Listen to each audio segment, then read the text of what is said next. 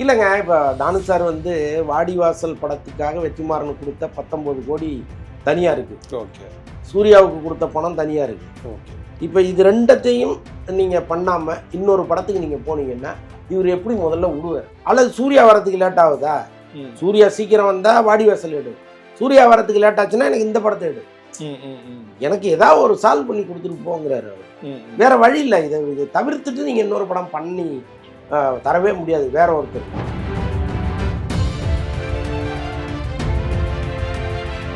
வெற்றிமாறன் வந்து தனுஷுக்காக அவர் வெயிட் பண்ணிட்டே இருக்காரு. ஓகே. தனுஷ் வந்து டேட்டு கொடுக்க முடியல, ரொம்ப பரபரப்பாக இருக்காரு. வேற வழி இல்லாமல் வெற்றிமாறன் என்ன பண்ணாரு, சிம்புவை பார்த்து கதை சொல்லிட்டார். ஓகே. இது வந்து தனுஷுக்கு தெரிஞ்சு அவ்வளோ கோபமாக இருந்தார் வெற்றிமாறன். எனக்கு தெரியாமல் போய் அவர்கிட்ட கதை சொல்லிட்டாருங்கிறதுக்கே அவ்வளோ கோபப்பட்ட தனுஷ் எப்படி வந்து அவர் படத்தில் கேமியோ?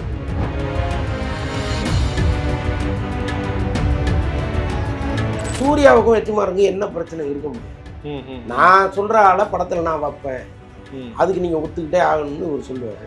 இல்லைங்க நீங்கள் அவர் வேணாம் அப்படின்னு இவர் சொல்லுவார். ஸோ அதானே பிரச்சனையாக இருக்க முடியும்.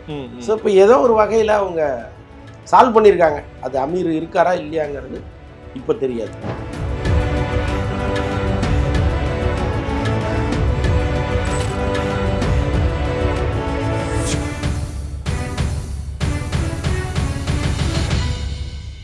சார் வணக்கம். சார் வணக்கம்.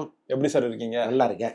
இப்போ தமிழ் சினிமாவில் இவரோட படங்கள் ரிலீஸ் ஆகுதுன்னா அது ஒரு மிகப்பெரிய ஒரு தாக்கத்தை வந்து ஏற்படுத்தும் சார். இப்போ வெற்றிமாறன் சார் பற்றி தான் நம்ம பேசலாம். இவருடைய ப்ரொடக்ஷனை வந்து ஸ்டாப் பண்ணியிருக்காரு சார். அது என்ன சார் ரீசன்? இல்லைங்க, எப்போவுமே இங்கே படம் எடுக்கிறது யாராக இருந்தாலும் ரிஸ்க்கு. ஓகே. நீங்கள் அவர் இயக்குற படத்துக்கு திடீர்னு 1000 பேர் வேணும்னு தயாரிப்பாளர்கிட்ட கேட்பாரு. கொஞ்சம் கூட கூச்சமே இருக்காது. என்னடா 1000 பேரை கேட்குறமே, ஒரு பேச்சுக்கு சொல்கிறேன், ஒரு 500 பேர், ஒரு 200 பேர்னே வைங்க. கேட்கும்போது இந்த 200 பேர் இந்த இடத்துக்கு தேவையா, இந்த 200 பேர் இல்லாமல் ஒரு 50 பேரை வச்சு மேனேஜ் பண்ண முடியாதான்னா அவங்க கேட்கவே மாட்டாங்க. ஏன்னா அது அடுத்தவங்க காசு. அதே அவங்க பண்ணும்போது என்னன்னா, நீங்கள் 50 பேர் தேவைப்பட்டா கூட எப்போ சட்டையை மாற்றிட்டு முதுகு திருப்பிட்டு அந்த பக்கம் நில்லுங்க, நான் 25 பேரை வச்சு எடுத்துக்கிறேன், இப்படி நின்று 25 பேர், அப்படி நின்று ஒரு 25 பேர் வேற ஆளா நான் காட்டிக்கிறேங்கிற எண்ணம் வரும். அப்போ சொந்த படம் எடுக்கும்போது இது காசுன்னு தோன்றவங்களுக்கு இன்னொருத்தர் படம் எடுக்கும்போது காசுன்னு தோண மாட்டேங்குது. இப்போ இவர் வந்து உள்ளே இறங்கி இதோடைய இன்ப துன்பங்கள் எல்லாத்தையும் பார்க்குறாரு. பார்த்துட்டு ஐயோ இவ்வளோ ரிஸ்க் இருக்கு, ஏற்கனவே விசாரணை எல்லாம் பண்ணியிருக்காரு. இருந்தாலும் இன்னைக்கு சினிமா எடுக்கிறது வந்து அன்னைக்கு எடுத்த மாதிரி இல்லை, ஏகப்பட்ட ரிஸ்க் இருக்கு இன்னைக்கு. ஸோ அதையெல்லாம் தாண்டி ஒரு படம் எடுக்கும்போது அதோடைய பலாபலன்களை அனுபவிக்கிறாரு. முக்கியமாக அவர் எடுத்துக்கிட்ட அந்த 2 படம் மனுஷி அண்டு பேட்கேர்ள் ரெண்டுமே ஒரு ரிஸ்கான கதையாக அமைஞ்சு போச்சு. பேட்கேர்ள் படமெல்லாம் வெளியில் வந்த பிறகு என்னடா இந்த நல்ல படத்தையா இவ்வளோ எதிர்ப்பு தெரிவித்தாங்கன்னு நமக்கு தோணுது. அப்படி ஒன்றும் அது ஆபாசமான படமாகவோ ஒரு பெரிய குற்றத்திற்குரிய படமாகவோ இல்லை. பிரமாதமான ஒரு படம். அந்த பெண்ணுடைய டைரக்ஷன் வந்து அப்படி இருக்கு. ஓகே. அதாவது தமிழ் சினிமாவில் வந்து எப்போவாவது தான் இப்படி இயக்குனர்கள் வருவாங்க. அந்த ஸ்டைல் ஆஃப் மேக்கிங் இருக்குல்ல, அதெல்லாம் வந்து எப்போவாவது தான் வருவாங்க. ஒரு மிஸ்கின் வரும்போது நம்ம எப்படி வியந்தோம், ஒரு செல்வராகவன் வரும்போது எப்படி வியந்தோம். ஸோ அந்த மாதிரி இந்த பொண்ணுடைய வருகை நம்மளை வியப்பளிக்குது. அதெல்லாம் தனி. ஆனால் அவங்க எடுத்துக்கிட்ட சப்ஜெக்ட், அந்த டீசர், இது எல்லாமே வந்தோடனே அந்த படத்தின் மீது ஒரு பெரிய சர்ச்சை வந்து அந்த படத்தையே முடக்கணும்லாம் போகும்போது பணத்தை போட்டவர் என்னவார்? இப்போ கடன் வாங்கி படம் எடுக்கிறவருக்கு இந்த வட்டி கட்டி ஆக வேண்டிய சூழல் வரும். இப்போ பணம் கொடுத்தவர் இதெல்லாம் பார்க்க மாட்டார், அது ஓம் பிரச்சனை, மாசானா வட்டியை கொடுப்பாரு. அதே மாதிரி தான் மனுஷிக்கு.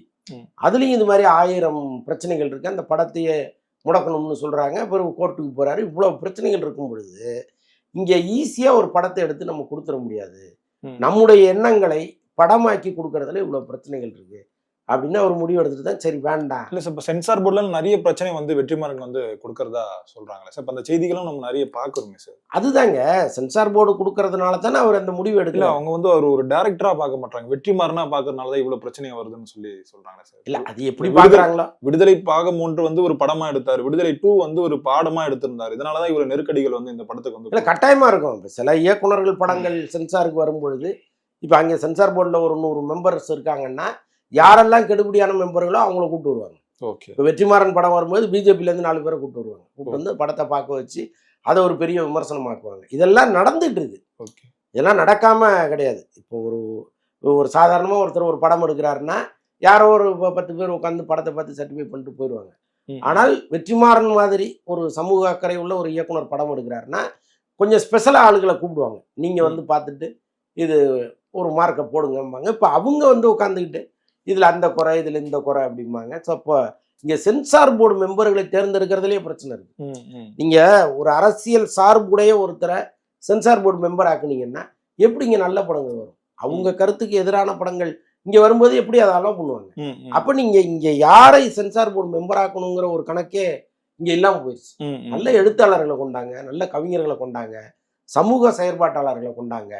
அந்த மாதிரி உள்ளவங்களை தான் நீங்க கொண்டு வரணும். நீங்க சினிமாவுக்கு சம்பந்தம் இல்லாத அரசியல்வாதிகளை கொண்டு வந்து உட்கார வச்சுட்டு அவன் ஒரு தாட்ஸோட வருவான். அது படத்துல இல்லைன்னா அல்லது அதுக்கு நேர் எதிராக ஒரு கருத்து வரும்போது இந்த படத்தையே விடாதுன்றான்.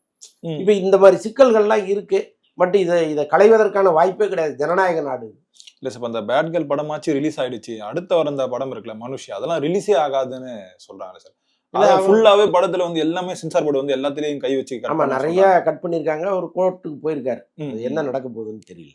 இப்போ அந்த நிறைய செய்திகள் வந்து நீங்க தான் வந்து சொல்றீங்க. இப்போ சிம்பு சாரும் வெற்றிமாறன் சார் இந்த படம் பண்றது, இந்த படம் வந்து அந்த அனௌன்ஸ்மெண்ட் வந்து வந்திருக்கு சார். இப்போ அந்த படம் வந்து எப்படி சார் வந்துட்டு இருக்கு? அந்த எப்போ ஷூட்டிங்லாம் ஸ்டார்ட் பண்றாங்க?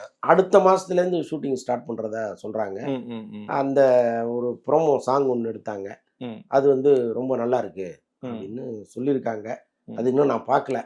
அந்த சாங்கா டீசரான்னு தெரியல. ஒரு டீசர் மாதிரி ஒன்று எடுத்திருக்காங்க. அதுல வந்து சிம்பு 2 கெட்டப்ல வராரு அப்படின்லாம் சொல்றாங்க. அது விரைவில் அதை வெளியிடுவாங்க. அதற்கப்புறம் ஷூட்டிங் அவங்க போயிடுவாங்க.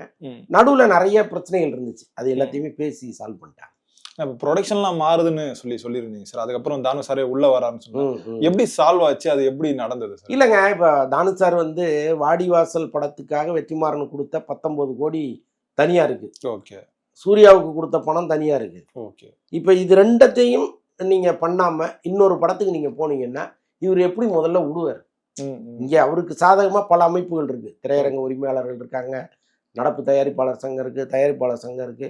இவங்க எல்லாமே வந்து வெற்றிமாறனை இன்னொரு படம் பண்ண அனுமதிக்க மாட்டாங்க. அப்ப வேற வழி இல்லை, நீங்க சரண்டர் ஆகி தான் ஆகணும். இப்ப அவர் என்ன சொல்றாரு, எனக்கு இந்த படத்தை முதல்ல எடு, அல்லது சூர்யா வரத்துக்கு லேட் ஆகுதா, சூர்யா சீக்கிரம் வந்தா வாடிவாசல் எடு, சூர்யா வரத்துக்கு லேட் ஆச்சுன்னா எனக்கு இந்த படத்தை எடு, எனக்கு ஏதாவது ஒரு சால்வ் பண்ணி கொடுத்துட்டு போங்கிறாரு அவரு. வேற வழி இல்லை. இதை தவிர்த்துட்டு நீங்க இன்னொரு படம் பண்ணி தரவே முடியாது வேற ஒருத்தருக்கு. அப்ப இவர் யோசிக்கிறாரு, சரி நம்ம போய் கேட்கும் போதெல்லாம் நம்ம பணம் கொடுத்தவர், நம்மளும் அது லாயலாக இருக்கணும்னு நினைச்சுதான் ஒரு வழியா பேசி ஃபைனல் பண்ணிட்டாங்க. இப்போ இந்த படத்துல இருந்து சிம்பு சார் வந்து அதிகமா சம்பளம் கேட்டிருக்காரு, அதனாலதான் டிலே ஆகுது அப்படின்னு சொல்லி இப்போ அந்த சம்பளம் விஷயம்லாம் சரியாயிடுச்சா? எல்லாமே சால்வ் பண்ணிட்டாங்க. இப்போ அதுல பட்ஜெட் வந்து கொஞ்சம் ஹெவியா போற மாதிரி ஒரு சூழ்நிலை இருந்தது. அதையும் பேசி இந்த பட்ஜெட்டுக்குள்ள இந்த படத்தை முடிச்சு கொடுங்க, இதை தாண்டினா நான் பொறுப்பு கிடையாதுங்கிற அளவுக்கு தானு சார் சொல்லியிருக்காரு. ஸோ அதனால சரின்னு சொல்லி தான் அவங்க அடுத்த மாதம் ஷூட்டிங் போகிறாங்க. இப்போ இந்த படத்தில் வந்து தனு சார் வந்து கேமியோ பண்ணுறதா ஒரு செய்தி வருது சார். அதுக்கெல்லாம் வாய்ப்பே கிடையாதுங்க. ஏன்னா இப்போ வெற்றிமாறன் வந்து தனுஷுக்காக அவர் வெயிட் பண்ணிகிட்டே இருக்காரு. ஓகே. தனுஷ் வந்து டேட்டு கொடுக்க முடியல, ரொம்ப பரபரப்பாக இருக்காரு. வேற வழி இல்லாமல் வெற்றிமாறன் என்ன பண்ணாரு, சிம்புவை பார்த்து கதை சொல்லிட்டாரு. ஓகே. இது வந்து தனுஷுக்கு தெரிஞ்சு அவ்வளோ கோபமாக இருந்தார் வெற்றிமாறன் மேலே. ஓ. அதுக்கப்புறம் வந்து அந்த படத்தை ஸ்டார்ட் பண்ணாமலே இருந்தார், வடசென்னை படம். ஓகே. அதை வந்து சால்வ் பண்ணாமலே இருந்தார். அதுக்கப்புறம் ரொம்ப நாள் கழிச்சு தான் அந்த படத்தை ஸ்டார்ட் பண்ணாங்கன்னு வச்சுங்களேன். எனக்கு தெரியாமல் போய் அவர்கிட்ட கதை சொல்லிட்டாருங்கிறதுக்கே அவ்வளவு கோவப்பட்ட தனுஷ் எப்படி வந்து அவர் படத்தில் கேமியோ பண்ணுவார்? வெற்றிமாறனுக்கும் அவருக்கும் தனிப்பட்ட நட்பு இருக்கலாம், ஆனால் சிம்புவுக்கும் தனுஷுக்கும் இருக்கிற நட்புங்கிறது வந்து அவ்வளவு ஒரு எப்படி சொல்றது, அவ்வளவு நல்ல அப்படியே வந்து எல்லாத்துக்கும் இணைந்து போகிற மாதிரியான நட்புலாம் கிடையாது. அவங்களுக்குள்ள ஒரு ரைவல் இருக்கு. இப்ப ரொம்ப சால்வ் ஆயிட்டாங்க, ரொம்ப ஃப்ரெண்டா இருக்காங்க அப்படின்ற மாதிரிலாம் அதெல்லாம் இருப்பாங்கங்க. அவரு இப்ப சிம்பு போய் தனுஷ் படத்துல ஒரு கேமியோ பண்ணுவாரா? அவரு பண்ண மாட்டார்ல. அது மாதிரிதான் இதுவும். அதுக்கெல்லாம் வாய்ப்பே கிடையாது, பண்ண மாட்டாங்க. இந்த படம் வந்து முதல்ல சிம்பு சாருக்காக தான் எழுதுனது சொல்லிட்டு இவர் வெற்றிமாறன் சாரே சொல்லியிருப்பார் சார். வடசென்னை முதல்ல சிம்புக்காக எழுதுனது தான். அதுக்கப்புறம் தனுஷ் நடிகராருன்றதுக்கு அப்புறம் சின்னதா சேஞ்சஸ் பண்ணி அதுக்கேற்ற மாதிரி. அதுதாங்க இப்ப வடசென்னை படம் ஆரம்பிக்கும் போது நிறைய பிரச்சனைகள், தனுஷால டேட்டு கொடுக்க முடியலங்கும் போதுதான் அவரு சிம்புட்ட போய் கதை சொல்றாரு. அப்ப சிம்புவுக்கு பொருத்தமான கதையா தான் இருக்கிறதுனால தானே போறாரு அவரு. அதுக்கப்புறம் தான் தனுஷுக்கு தெரிஞ்சு அவரு கோவப்பட்டு அதுக்கப்புறம் வந்து இந்த படத்தை பண்ணலான்னு வர வச்சு பல நாள் இந்த படத்தை கேன்சல் பண்ணி வச்சிருக்காரு தனுஷ். எல்லாம் அந்த காலத்துல உள்ள தனுஷ் இப்ப கொஞ்சம் பக்குவமாயிட்டாருன்னு வச்சுக்கீங்களேன். நீ நான் இல்லாமல் போய் சிம்புட்ட கதை சொன்னல, நான் உன் படத்தை எத்தனை நாள் கேன்சல் பண்ணுறேன் பாருன்னு ஷூட்டிங் வச்சு கேன்சல் பண்ணியிருக்காரு. பல நாட்கள் அது மாதிரி நடந்துச்சு. அதனால தான் ப்ரொடக்ஷன் அவரே ஸ்டார்ட் பண்ணாரு சார் அந்த படத்தை. இந்த வாடிவாசல் படம் வருமா வராதா சார்? வாடிவாசல் கட்டாயமாக வரும். அதையும் பேசி சால்வ் பண்ணிட்டாங்க. சூர்யா வந்து 2026 தான் 26 எண்டில் தான் வருவங்கிற மாதிரி சொல்லியிருக்காரு. பட் அதையும் கொஞ்சம் ப்ரீவியஸ் பண்ணி வரா மாதிரி பேசிட்டு இருக்காங்க. இல்லை சார், இப்போ அந்த படத்துல வந்து நிறைய பிரச்சனைகள் வந்து இருக்கு. இப்போ அந்த படத்துல வந்து அமீர் இருக்காரு, அதனால சூர்யா நடிக்கிறது கொஞ்சம் சிக்கலா இருக்கும் அப்படின்ற மாதிரி செய்திகளும் நீங்களும் சொல்லியிருக்கோம். நம்ம நிறைய செய்திகள் வந்து பார்த்தோம். இப்போ அதெல்லாம் ஓரளவுக்கு வந்து சால்வ் ஆகிருக்குமா சூர்யா? அந்த அதுதான் அதுல கொஞ்சம் வந்து வெற்றிமாறன் பிடிவாதமா இல்லாம இருக்கணும். ஏன்னா இப்போ திருப்பூர் சுப்பிரமணியம் மாதிரியான பிரமுகர்கள் வெளிப்படையா பேச ஆரம்பிச்சிட்டாங்க. உங்களுக்கும் சூர்யாவுக்கும் பிரச்சனைன்னா தானு என்னங்க பண்ணாரு, ஏன் அவர் வயிற்றுல அடிக்கிறீங்கிற அளவுக்கு அவர் கேள்வி கேட்க ஆரம்பிச்சிட்டாரு. அப்ப சூர்யாவுக்கும் வெற்றிமாறனுக்கும் என்ன பிரச்சனை இருக்க முடியும்? நான் சொல்ற ஆள படத்துல நான் வைப்பேன், அதுக்கு நீங்க ஒத்துக்கிட்டே ஆகணும்னு இவர் சொல்லுவாரு. இல்லைங்க நீங்க அவர் வேணாம் அப்படின்னு இவர் சொல்லுவாரு. ஸோ அதானே பிரச்சனையா இருக்க முடியும். ஸோ இப்போ ஏதோ ஒரு வகையில அவங்க சால்வ் பண்ணியிருக்காங்க. அது அமீர் இருக்காரா இல்லையாங்கிறது இப்போ தெரியாது.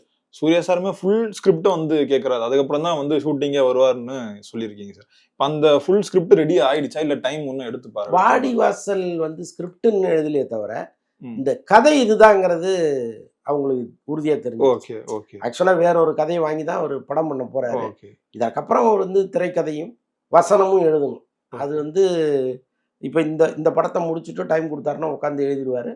அல்லது வந்து நடுவில் ஏதோ ஃபர்ஸ்ட் ஹாஃப் வரைக்கும் எழுதி கொடுத்ததெல்லாம் ஒரு தகவல் இருக்கு. இன்னும் செகண்ட் ஹாஃப் தானே, இப்போ இந்த நேரம் கூட அதை பண்ணியிருப்பதுக்கு நிறைய வாய்ப்புகள் இருக்கு. ஆக மொத்தம் அந்த பவுண்டர்டு ஸ்கிரிப்ட் இல்லாமல் நான் ஷூட்டிங் வரமாட்டேங்கிறதுல சூர்யா தெளிவா இருக்காரு.